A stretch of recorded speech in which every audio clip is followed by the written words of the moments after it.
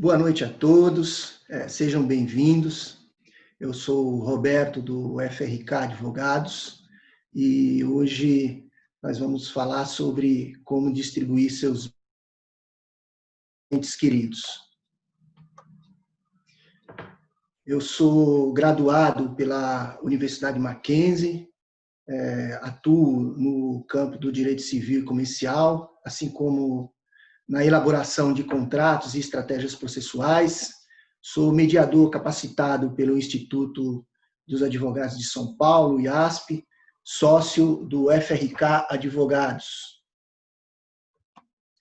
O FRK Advogados é uma sociedade composta por mim, pelo Dr. Antoine Bocalil, Dr. Luiz Carlos Weisman Fleitlich. Ela iniciou os trabalhos no ano de 2000, portanto, já estamos aí na estrada há praticamente 20 anos. Vocês podem verificar no nosso quadro o ramo nos quais a gente presta serviço. Hoje, a palestra tem a ver com família, né?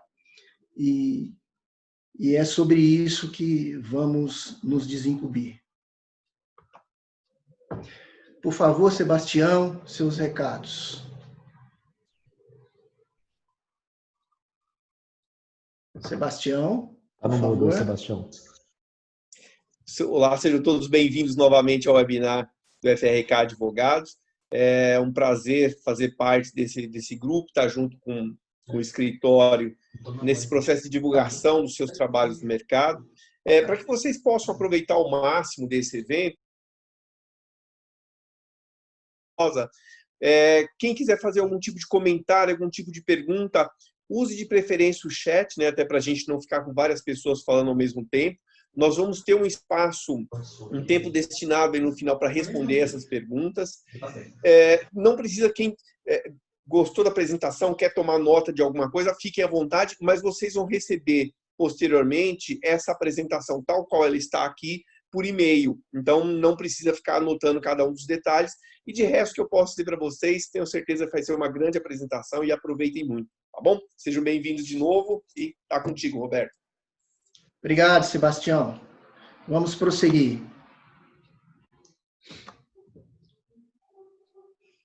Bom, para expor o tema, eu escolhi começar por um fato recente sucedido comigo. Infelizmente, perdi recentemente um amigo muito próximo, né? Não foi Covid-19, embora a doença esteja fazendo muitas vítimas no Brasil. Hoje, pela manhã, infelizmente, vi uma notícia que são 110 brasileiros contabilizados como vítimas da doença. Mas no caso do meu amigo, lamentavelmente, ele sofreu um infarto fulminante e morreu. Esse meu amigo era um homem bastante ativo, né? Muito preocupado com a família, com os filhos, com a esposa, e praticamente assumia todas as funções, né, dentro de casa. Ele cuidava de tudo e dificilmente permitia participação de outros membros da família. Ele centralizava ali os interesses familiares, né? Com a morte dele, me apresentei junto à esposa para, logicamente, auxiliar dentro do que eu pudesse, e me deparei com uma situação bastante aflitiva.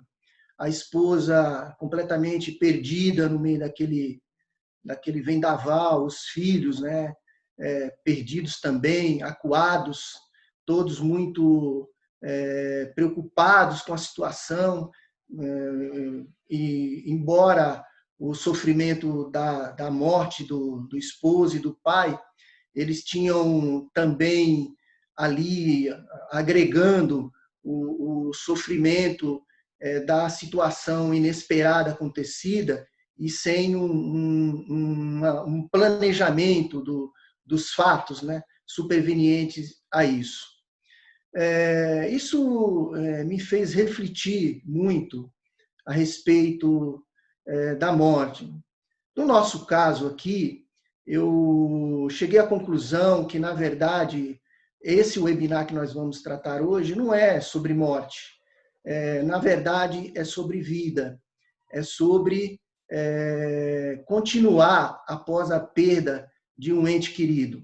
E continuar após a perda de um ente querido é uma coisa bastante complicada quando você é surpreendido, quando não há um planejamento anterior, né, a respeito da sucessão. Tá certo? Isso costuma trazer muita aflição, agregando ao sofrimento da perda do ente querido. Elaborar o luto numa situação assim é muito mais complicado, porque além da pessoa ter que conviver com a dor dessa perda, ainda tem que ter a preocupação em continuar, em seguir a vida. Eu, na verdade, penso que essa questão, embora seja precedida de alguns preconceitos, algumas ideias ruins sobre a morte, não é disso que se trata aqui. Na verdade, eu acho que, depois de pensar bem, é que as pessoas costumam se preocupar muito mais com o agora do que propriamente com o que pode vir a suceder, né? Com elas. Elas não têm uma visão, né, clara do que pensar no caso de faltar. Aquela história, as coisas ruins sempre acontecem na casa do vizinho, nunca com a gente, né? Por isso não se preocupam, a maioria das pessoas, em planejar a sucessão. Dificilmente você encontra alguém que trate desse tema. Vamos continuar. Eu já disse aqui, então, que a sucessão do falecimento é o ato das pessoas, né, dos parentes, substituírem a pessoa falecida nos direitos e obrigações. Isso vem a ser a sucessão propriamente dita. Fazer uma sucessão planejada tem muitos benefícios. A morte desse meu amigo me demonstrou isso. Eu diria que o primeiro dos benefícios é você poupar os entes queridos de maior sofrimento no momento desses. A outra coisa que a gente tem que pensar é que planejar a sucessão preserva o patrimônio, garante a segurança das pessoas que você se preocupa e também evita conflito entre os herdeiros. Aliás, uma das principais circunstâncias a impor, a ditar um eventual planejamento sucessório. O planejamento sucessório, para acontecer, ele precisa ser precedido de algumas etapas anteriores, que são decisões, veremos isso mais adiante com mais detalhe. Quando você fala em planejamento sucessório, há questões preliminares a se considerar, né?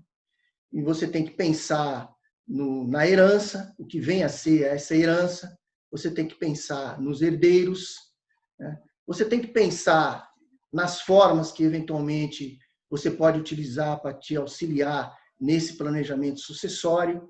E aí nós temos, por exemplo, o testamento, o regime de bens que rege a união, né, o casamento, ou a união estável, né?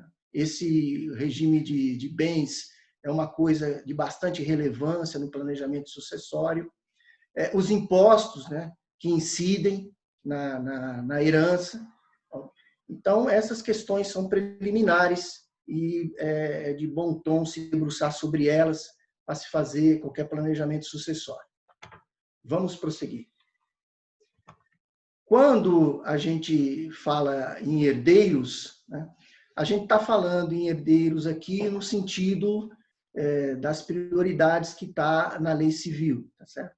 Então, eu estou falando dos herdeiros legítimos, né? Eu estou falando dos filhos, eu estou falando dos netos, estou falando do companheiro, da companheira, da esposa, do marido, ok? Quando você não tem, quando a pessoa que falece não tem filhos, não tem cônjuge, não tem companheiro, não tem companheira, e a sucessão segue, né, para a linha ascendente, que são os pais, os avós, os bisavós e etc. O companheiro, a companheira aí, nesse caso, concorre, né, com os ascendentes. Quando não há nenhuma dessas pessoas, né, que são os herdeiros legítimos ou necessários, falarei em breve sobre isso, aí são chamados à sucessão os demais herdeiros, né? Na ausência, lógico, de cônjuge, companheiro, companheira, você vai chamar aí os irmãos, os sobrinhos, os tios, os primos, que são os herdeiros na linha colateral. Todas essas pessoas, para efeito de sucessão, são herdeiras, né? Vamos prosseguir. Bom, nós chegamos aqui, com licença, vou tomar um pouquinho de água.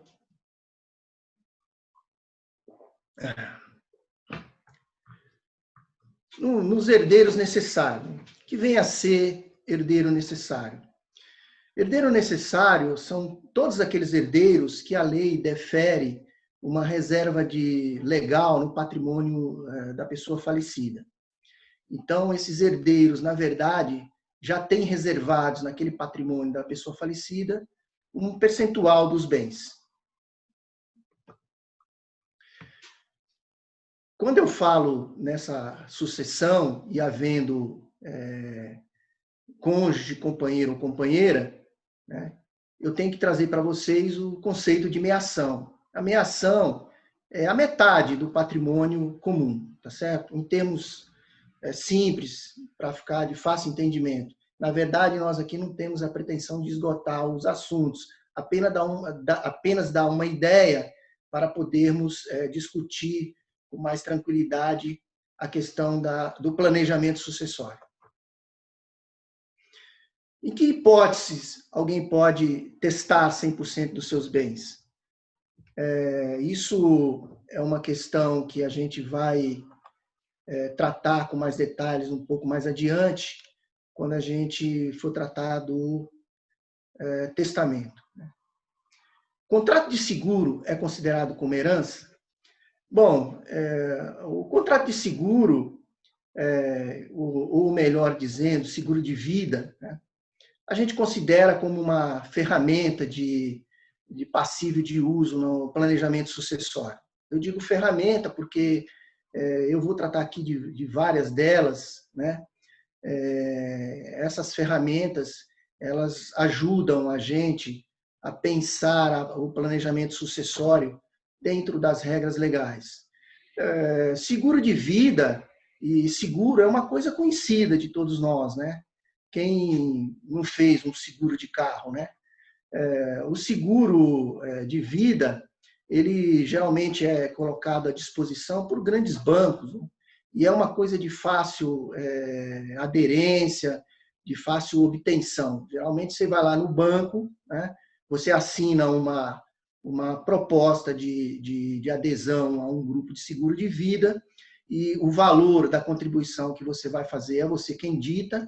Então, muitas vezes, economicamente bastante interessante você usar essa ferramenta, porque ela costuma não ser cara, né? E você, então, pagou a primeira prestação desse seguro, você automaticamente já é considerado parte daquele grupo para o caso de sinistro, né? O seguro de vida, ele não integra a herança. Ele é uma coisa que, em caso de falecimento, é pago diretamente ao beneficiário, sem necessidade de passar pela herança. Ele tem essa vantagem, né? Ele é considerado uma indenização. Você pode fazer quantos seguros de vida você quiser, tá certo? E você pode também fazer seguros de vida para quem você desejar, né? Não precisa ser necessariamente essa vantagem de manter um certo segredo sobre a pessoa que você eventualmente quer que receba algum benefício em caso de morte, né? Então, esse seguro, né, ele costuma ser muito utilizado em planejamento sucessório por causa dessas vantagens. Eu vou prosseguir. Uma questão que se coloca, que a gente acrescentou aí na nossa exposição, é se é possível prever que um filho em especial, né, receba uma parcela maior da herança. Isso também nós veremos um pouco adiante, quando formos tratar do testamento. Vamos prosseguir.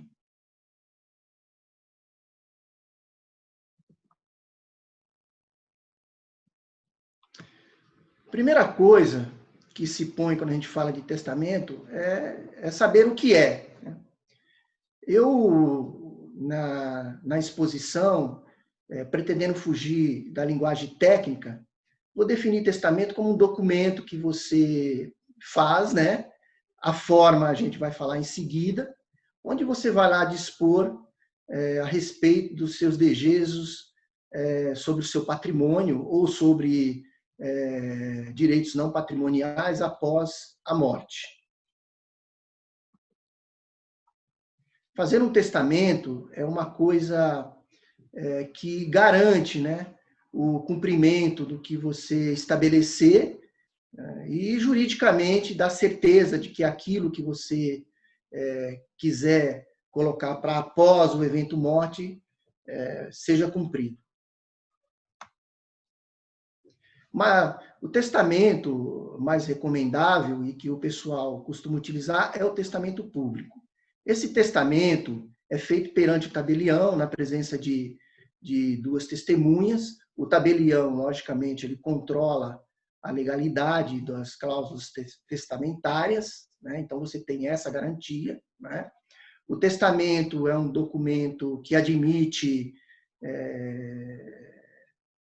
arrependimento, né? O testador pode revogar o testamento a qualquer momento. Ele é gratuito, né? Ele não é feito em troco de nada, tá certo? Então, o testamento é uma das ferramentas pela a quantidade de recursos que ele tem, que você pode usar, né, para planejar a sucessão de melhor maneira. Você pode, em qualquer momento, alterar o testamento, eu já falei aqui, né? Isso é possível.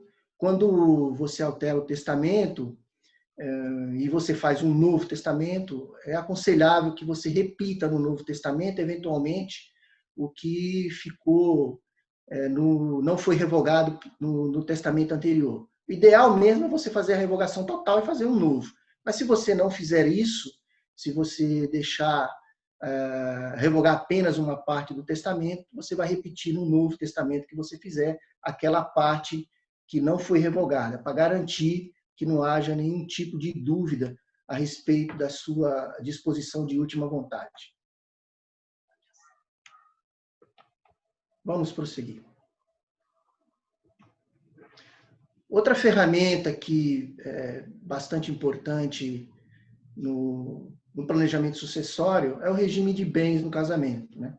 E eu coloquei aqui também a união estável. Eu coloquei a união estável porque recentemente a gente teve uma decisão aí do Supremo Tribunal Federal que considerou o companheiro, a companheira como herdeiro necessário.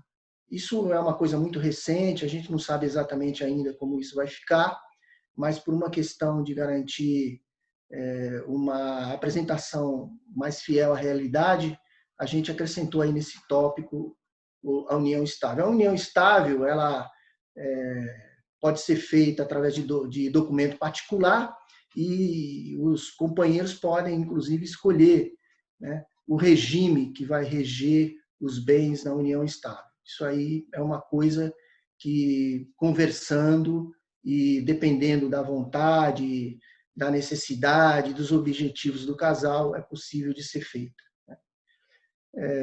Quando eu falo em regime de casamento, eu sou obrigado a a pensar que há regimes de casamento que têm meiação, né? Outros regimes não. Mas isso é uma questão que é só para ilustrar, não é para a gente descer a detalhes, tá? Eu vou usar aqui para falar sobre regime de casamento no planejamento sucessórios, dois muito comuns, né? A maioria das pessoas conhecem esses regimes de casamento, que é a comunhão universal de bens e a comunhão parcial, né? Há diferença entre os dois regimes, né? Na comunhão universal de bens, todos os bens, a universalidade de bens que pertence ao casal é dividido, né? No caso de falecimento, meio a meio, né? A metade é daquele membro do casal que sobrevive, a outra metade, havendo herdeiros, vai ser lá partilhado entre eles, né? Na comunhão parcial, acontece que, né, os bens adquiridos na constância da união, eles são, a título oneroso, né? Eles são partilháveis meio a meio, mas tem um detalhe, né? Na comunhão parcial, a viúva, havendo a morte da esposa, concorrem com os herdeiros, né? Nos bens particulares. O que são esses bens particulares, né? São todos aqueles bens que a pessoa falecida adquiriu antes do casamento, né? Então, imóveis, doação, entra aqui nessa situação de partilha em concorrência com os herdeiros necessários e o sobrevivente na relação. Vamos continuar. Para evitar problemas, as pessoas não costumam observar muito isso. Tem um documento previsto na lei que é importante, que é o Pacto Antinupcial, né? Esse documento nada mais é do que um acordo que é feito antes do casamento, e esse acordo feito entre os noivos vai reger ali a relação deles com os bens que vão ser adquiridos na constância da união. Isso vale também para você pensar na sucessão de uma maneira planejada. O pacto antinupcial ajuda muito nisso. É sempre bom a gente trabalhar com exemplos, né? Tem um jogador de futebol aí muito conhecido que, depois de se casar algumas vezes, entabulou uma nova relação e veio a se casar com essa pessoa, né? E depois do casamento, antes de casar, provavelmente muito bem assessorado, ele foi aconselhado a preparar um pacto antinupcial, né? É um jogador bastante famoso, com patrimônio vultoso, né? Bastante expressivo, e aconteceu que ele se uniu, se casou novamente, e algum tempo depois ele se separou da pessoa com quem ele havia se casado. Parece que o pacto antinupcial funcionou perfeitamente nesse caso, porque não vi na imprensa nenhuma notícia que houve algum problema com relação a bens, né? O pacto nupcial, no caso do divórcio aí, ele funcionou como um anteparo, né, para atribuir àquela pessoa da qual ele se separou o que fosse devido a ela. Vamos prosseguir. E a união estável, né? Como é que fica nessa situação? Eu falei da união estável agora há pouco, e a união estável, depois dessa decisão do Supremo, se não houver um regime de bens, né, estabelecido em um acordo entre os conviventes, aí ela vai se reger pela legislação que regulamenta aí o casamento de comunhão parcial, né? É como se fosse, em termos de sucessão, em termos de partilha, um casamento com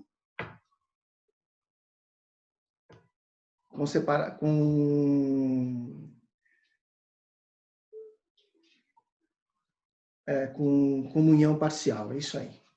Vamos prosseguir. Com licença.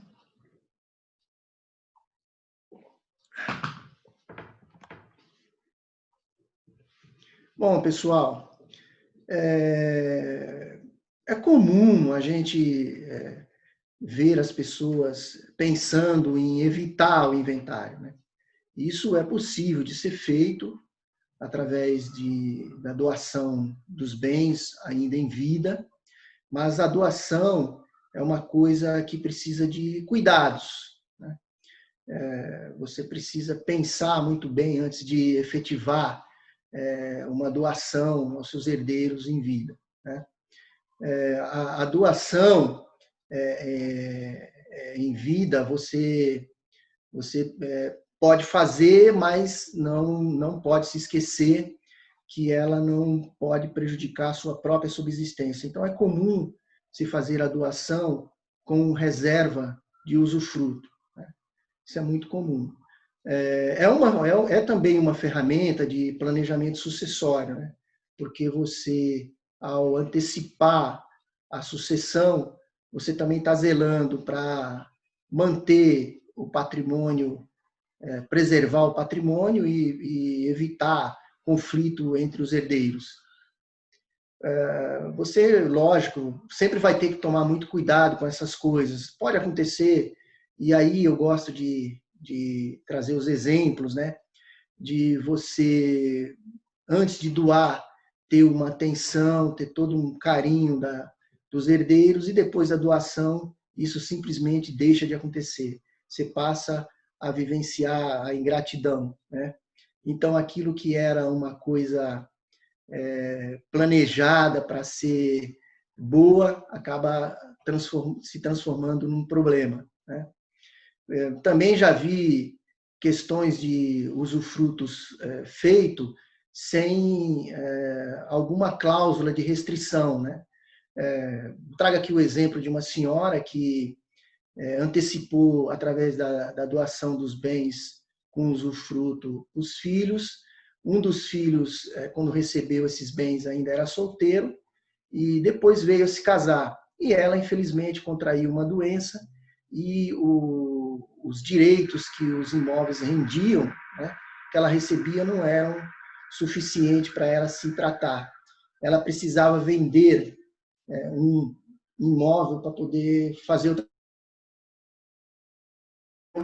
na esposa do filho, que não concordava com absolutamente nada. Então, para vocês verem que quando você pensa em fazer sucessão em vida, né, precisa tomar alguns cuidados para não ser surpreendido. Vamos prosseguir.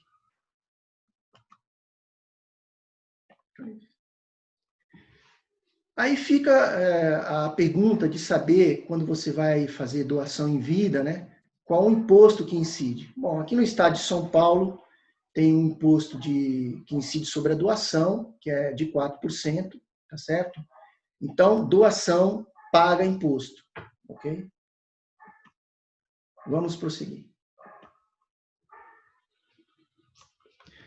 Na herança, a mesma coisa, né? Aqui no estado de São Paulo tem um imposto que é o ITCMD, Imposto de Transmissão Causa-Mortes e Doação, né? Também de 4%, e que incide sobre o valor da herança. Mas o valor da herança que eu estou falando é o valor líquido, porque da herança você tem que descontar as dívidas, né? Se você não desconta as dívidas, você vai acabar pagando imposto a mais.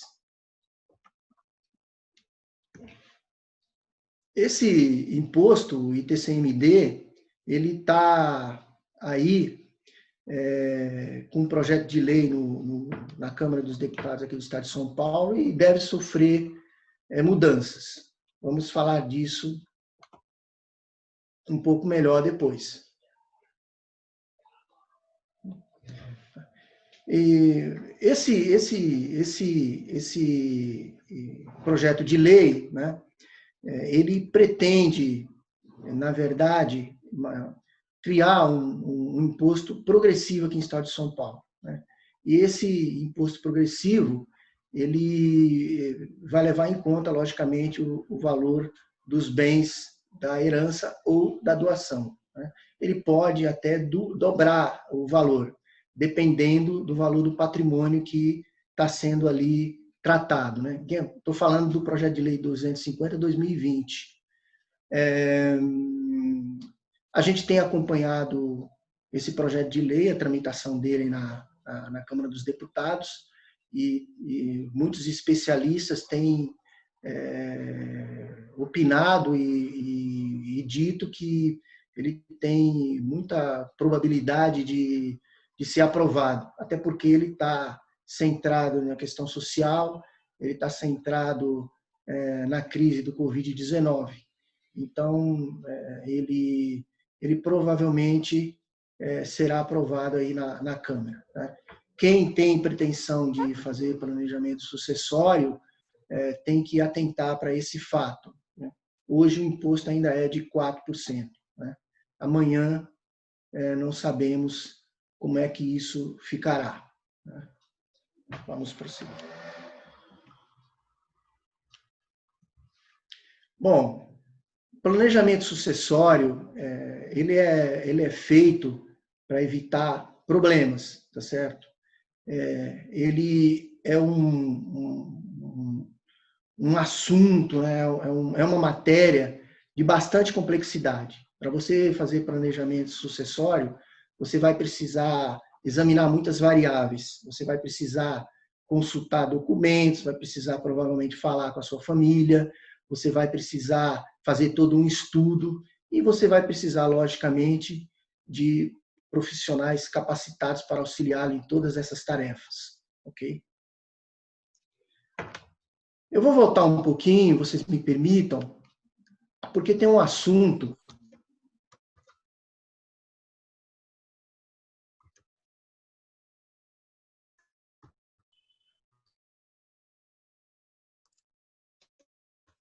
bastante importante, ele faz parte dessas ferramentas e é preciso entendê-los bem para poder fazer um bom planejamento sucessório, né? Eu vou voltar um pouquinho aqui nos herdeiros necessários, porque, assim, quando você fala em utilizar as ferramentas para fazer planejamento sucessório, por exemplo, o testamento, você tem que tomar muito cuidado com isso, porque fica parecendo que a pessoa que vai fazer o testamento pode dispor absolutamente sobre tudo, todo o patrimônio que ele tem, né? Não é bem assim, né? Na verdade, os herdeiros necessários, que são titulares dessa metade reservada por leis, assim como o cônjuge que tem ameação, né, ou o companheiro ou a companheira, eles não podem ser prejudicados nisso, né? Então, quando você faz o planejamento sucessório, você tem que ter cuidado, né? Você tem que estar bem preparado, você tem que ter feito todos os estudos necessários, você tem que ter examinado todas as possibilidades, consultado seus familiares, inclusive, né? Para você, logicamente, não avançar nem na legítima, que é essa parte reservada aos herdeiros necessários, e nem muito menos na meação, é a parte do cônjuge, do companheiro, da companheira. Essas coisas não podem, em hipótese alguma, serem afetadas pelo testamento, né? Pela disposição de última vontade aí, e também não pode ser afetado quando você faz, por exemplo, a doação, né? Você também tem que considerar que não podem prejudicar a parte que a lei destina a eles e nem muito menos a meação, né? Então, é preciso bastante atenção com isso, né? Para responder uma indagação inicial que a gente viu lá no início da exposição, que está aí na tela, é que, em hipótese, alguém pode testar 100% dos bens, fica depois dessa explanação prévia que eu fiz, aí fica fácil de responder. A pessoa vai poder testar 100% dos bens, na hipótese dela não ter nem herdeiros necessários, dela não ter herdeiros necessários, lógico, porque aí a totalidade do patrimônio é disponível, né? E quando você tem os herdeiros necessários, é só 50% dos bens da pessoa que testa que podem ser objetos de testamento, né? E dentro dessa equação, quando você faz o testamento, né, é possível que você beneficie um filho mais do que outro aí nessa partilha, né, nessa ida do patrimônio para o sucessor, né? Como é que se faz isso, né? Você simplesmente vai usar a parte disponível, aquela parte sobre a qual você tem completa capacidade de passar para quem você quiser, né, para incluir no testamento. E como eu gosto de dar exemplos para a coisa não ficar muito abstrata, eu quero falar de um grande empresário que tinha lá a sua empresa, e nessa empresa tinha um filho, né, que trabalhava com ele há muitos anos. Com licença. Esse filho era um camarada muito empenhado, trabalhador, passou a ter grande ascendência sobre a empresa. Ele entendia absolutamente tudo do ramo de negócio da empresa. O pai, percebendo aquela situação, né, e tendo outros filhos, começou a pensar como é que ele poderia fazer para fazer para que aquele filho não permanecesse, né, no caso de eventualmente ele vir a falecer, naquela função que ele desempenhava ali. É nesse momento que surge o testamento aí mais uma vez, dentro daquela ideia de uma ferramenta útil no planejamento da sucessão, né? Esse senhor fez um testamento e, observando a meação, a legítima, passou a parte disponível dos bens que ele tinha para esse filho e fez com que recaísse essa parte disponível exatamente sobre parte das ações da empresa.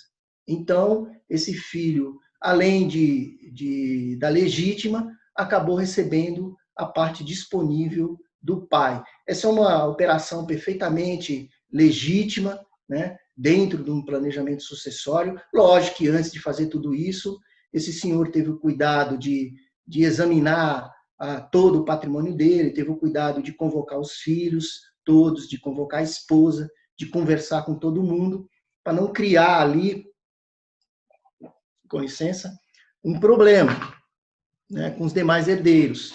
Quando ele fez isso, os demais herdeiros, os demais envolvidos, acharam, inclusive, bastante justa aquela atitude do pai, compreenderam perfeitamente. Então, esse senhor fez uma das coisas que define, né, exatamente o planejamento sucessório. Ele fez a transferência de bens por testamento, previu isso, né, no testamento, ele evitou conflito entre os herdeiros, né, e possibilitou que o patrimônio fosse passado aos herdeiros integralmente, com mais segurança jurídica e tudo mais, ok? Bom, pessoal, eu vou voltar lá no final da apresentação, né, para continuar aqui a exposição. Só um minutinho, por favor. Se você quiser, Roberto, aproveitando aí que você fez a sua interrupção para a água, nós temos algumas perguntas, alguns comentários bem interessantes aqui, que eu acho que faz sentido eu colocar para que você aproveite o seu momento aí de comentar um pouco essas questões, tudo bem? Pois não. Então vamos lá, ó. Uma primeira pergunta que a gente tem o Flaviano pergunta o seguinte: gostaria de saber se há limite do patrimônio para doação em vida, ou seja, se a pessoa pode doar todos os seus bens em vida. Boa pergunta do Flaviano. Então, eu disse aqui na minha exposição que a pessoa não pode passar todo o patrimônio e ficar sem nada que possibilite a própria subsistência, né? Então, eu diria que, desde que a pessoa tenha reserva financeira e tenha condições de subsistência após a doação, ela pode, sim, passar o patrimônio, mas ela nunca vai poder passar integralmente. Ela sempre vai ter que ter a reserva que garanta a própria subsistência. Então, não, né? Ela não pode simplesmente passar tudo. Todo o patrimônio não pode ir sem ela reservar para ela o suficiente para a própria manutenção. Ótimo Mais alguém? comentário. Ótimo, ótimo, Roberto. Um outro comentário que a gente tem aqui, aliás, é um comentário do Antoine que eu acho que vale uma explanação sua. Ele diz o seguinte: uma dúvida muito comum diz respeito a alguém que, ao falecer, deixa mais dívidas do que bens. Os herdeiros podem ser prejudicados por isso, ou sendo obrigados?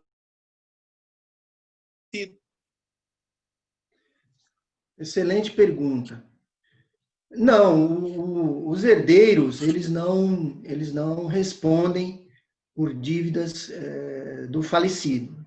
Se o patrimônio é negativo, ele vai esgotar os bens da pessoa falecida. O que sobrar de débito não passa para os herdeiros, pela simples razão de que essa dívida não é deles, né? Essa dívida é da pessoa falecida. Então, não, a resposta é negativa, não passa a dívida para os herdeiros. Toma mais Ótimo. uma aguinha. Um outro comentário bem interessante aqui, uma situação talvez um pouco específica, mas vale, acho que muito a pena o comentário. Alguém coloca assim: caso o indivíduo faça uso da doação dos bens aos filhos para evitar o inventário e posteriormente venha a ter um filho, como essa situação se resolve? Excelente pergunta, excelente pergunta. Olha só, eu expliquei aqui que a legítima, que é aquela reserva de bens legal feita pela lei, não pode ser atingida nem por doação e nem pelo testamento. Esse herdeiro prejudicado, no caso, ele pode, logicamente, pleitear a anulação desse ato, porque ele acabou tendo a própria legítima, não vou falar fraudada, ele teve a legítima prejudicada aí na doação. Então, nesse caso, a lei reserva aí as ferramentas necessárias para o herdeiro pedir a anulação da doação, para que depois da anulação ele participe aí, recebendo a legítima dele, a parte dele reservada por lei naqueles bens. Ótimo, Roberto, muito bom. O pessoal está agradecendo bastante aqui os comentários. Uma outra pergunta que a gente tem é o seguinte: o comentário é mais ou menos o que segue. Sou casado pelo regime de comunhão parcial de bens. Com a minha morte, minha esposa terá direito a que parte do meu patrimônio? Vamos lá. Então, vamos responder essa pergunta. Eu expliquei aqui que na comunhão parcial de bens, os bens adquiridos na constância da união, né, do casamento, a esposa vai ter a meação, né? Desculpa, Sebastião, quem faleceu aí no caso? Sou casado pelo regime de comunhão parcial de bens e com a tá. minha morte, minha esposa terá direito a que parte do meu patrimônio? Ok, obrigado. Então, a esposa vai ter direito à metade dos bens aí adquiridos na constância do casamento e vai concorrer, né, se houverem bens particulares, vai concorrer com os herdeiros, se houverem herdeiros, nesses bens particulares. Que eu expliquei aqui, bens particulares são aqueles bens que você traz, que você tinha antes de casar, aqueles bens que você recebeu por doação, etc. Tá? Então, é isso que ela vai receber. Então, ela recebe meação e recebe parte dos bens particulares. Excelente. Eu acho que nós temos um tempinho aqui para mais algumas perguntas. Eu vou chamar atenção para uma delas aqui. Eu e minha esposa podemos escolher quem vem a cuidar de nossos filhos caso venhamos a falecer? Como isso pode ser feito?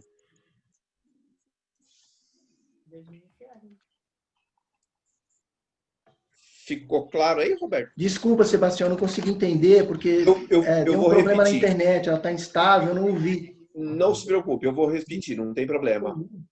Eu e minha esposa podemos escolher quem venha a cuidar de nossos filhos, caso venhamos a falecer. Como isso pode ser feito? Ótimo. Sim, vocês podem escolher, sim, né? Isso é feito através de testamento. O testamento, ele, como eu disse, ele cuida de questões patrimoniais, mas cuida também de questões não patrimoniais, né? Alguns chamam isso de questões existenciais. O testamento, por exemplo, eu posso, inclusive, fazer reconhecimento de filhos, né? É o chamado testamento ético. Então, você, através do testamento, pode nomear como tutor aquelas pessoas que você reputar capacitadas para cuidar dos filhos em caso de morte, né? Essa nomeação, lógico, depois pode até sofrer uma avaliação judicial, mas é perfeitamente válida para tratar, para regrar essa situação. Muito legal. Eu acho que a gente tem mais duas perguntas e eu acho que a gente tem um tempinho aqui para responder essas duas. Uma delas diz o seguinte, Roberto. Caso o indivíduo viúvo, sem filhos, doe seus bens a uma instituição e não destine nada a herdeiros, irmãos, sobrinhos, o testamento poderá ser anulado?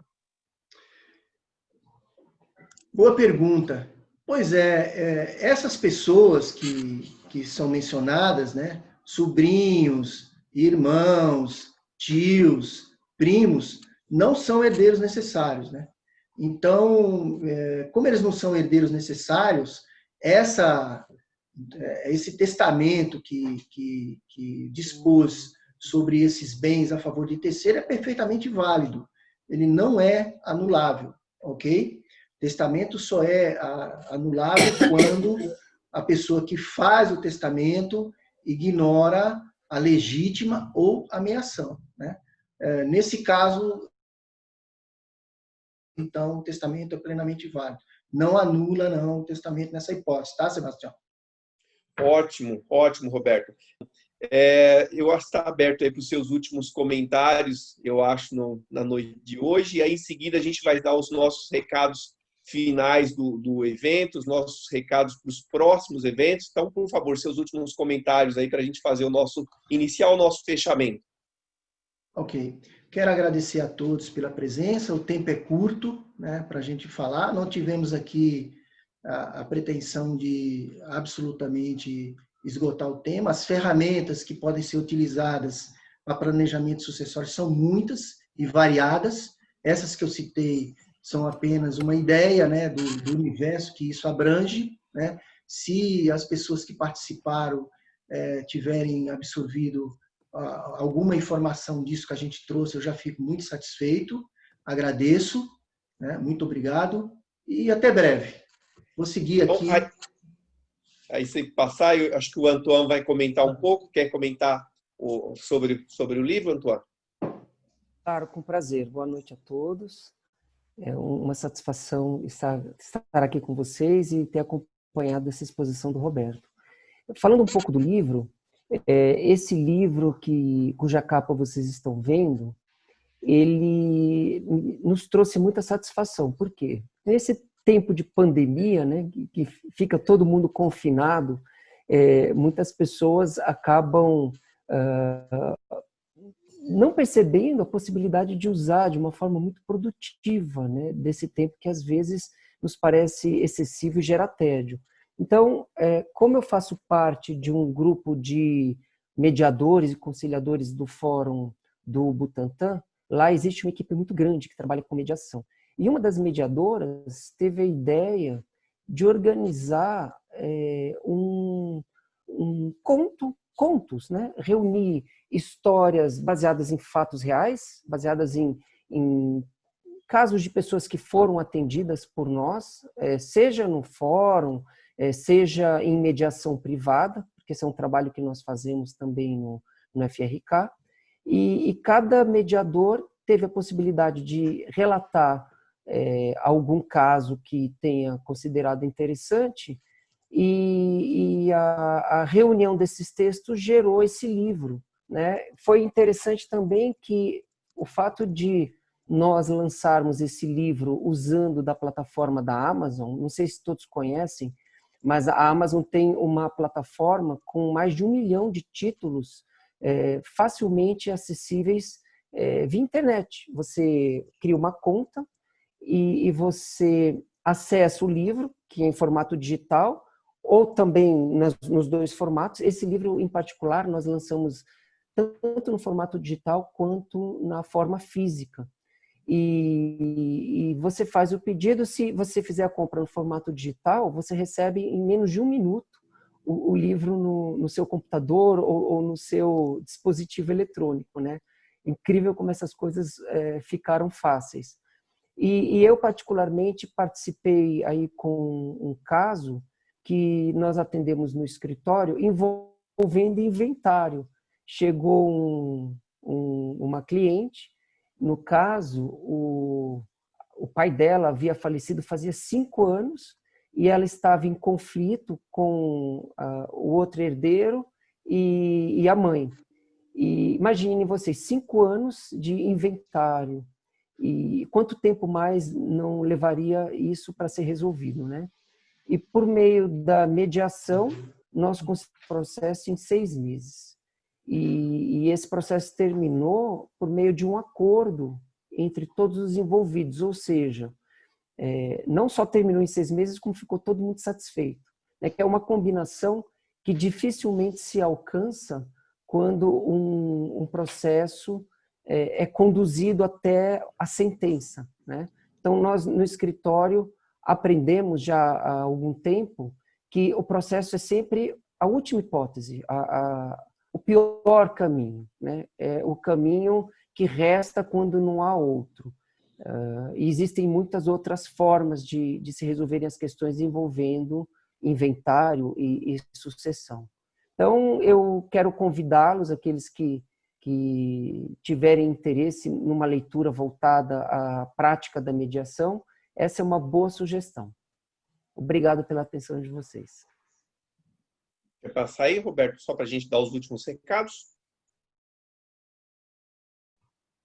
Então, pessoal, só para ficar muito atento, eu tenho falado lá no chat de vocês, eu sou Sebastião de Oliveira, temos orgulho de ser parceiros do FRK Advogados, uma empresa de consultoria que apoia o escritório em toda a sua comunicação.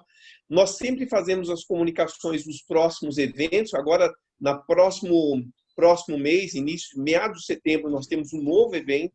Fiquem bastante atentos nas redes sociais, em toda a comunicação do escritório. Sugiram, inclusive, temas, sempre que vocês tiverem interesse, pelas próprias redes sociais, pelos e-mails. Quem normalmente acessa as nossas mídias, deixem sempre seu e-mail, que a gente tem uma newsletter muito bacana, que é divulgada normalmente a cada 20 dias para todas as pessoas, sempre explicando temas complexos com simplicidade e com um tom muito conciliador, que é a marca do escritório. Então, agradeço novamente também a todos vocês que participaram. Sejam sempre muito bem-vindos e até breve, quando estaremos de novo em novo evento junto com vocês. Tá bom? Grande abraço a todos, fiquem seguros e uma ótima noite a todos vocês. Boa noite.